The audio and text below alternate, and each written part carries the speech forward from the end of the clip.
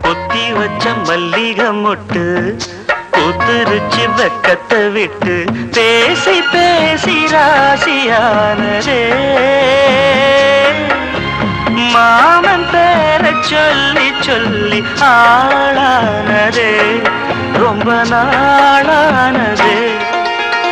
கொத்தி வச்ச மல்லிகை மொட்டு பூத்திருச்சு வெக்கத்தை விட்டு கொத்தி வச்ச மல்லிகை மொட்டு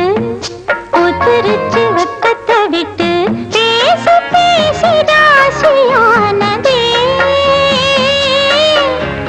மாம பேர சொல்லி சொல்லி ஆளானதே ரொம்ப